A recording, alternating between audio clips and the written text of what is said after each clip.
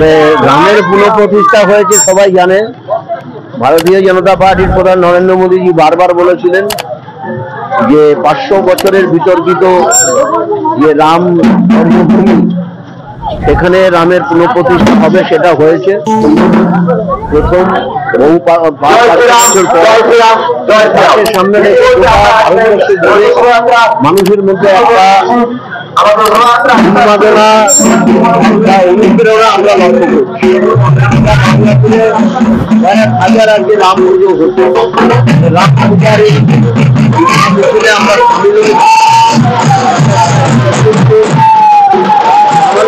হিন্দুদের কাছে একটা অত্যন্ত আনন্দের দিন।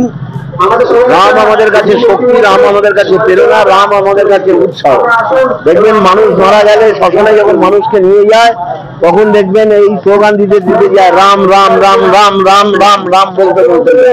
ফলে রাম আমাদের কাছে একটা প্রেরণার জায়গা, একটা উৎসাহের জায়গা, একটা ভজনার জায়গা, একটা উপাসনের জায়গা। সেই উপলক্ষেই আজকে আমাদের এই মহা মিছিল। গোটা চাকদাতে আমাদের প্রায় 8-10টা এরকম পুজো হচ্ছে, আবার আমাদের রানাঘাটে হচ্ছে, কৃষ্ণনগরে হচ্ছে, সর্বত্রই আজকে এই রাম পুজোর একদম অন্তিম লগ্নে আমরা মহা মিছিলে সামিল হয়েছি। রানাঘাট লোকসভা মতুয়া ভোটে বড় ফ্যাক্টর, সেখানে দাঁড়িয়ে কি বলবেন? কোনো ফ্যাক্টরি হবে না। মতুয়ারা এটা বুঝে গেছে যে নরেন্দ্র মোদী সারা মতুয়াদের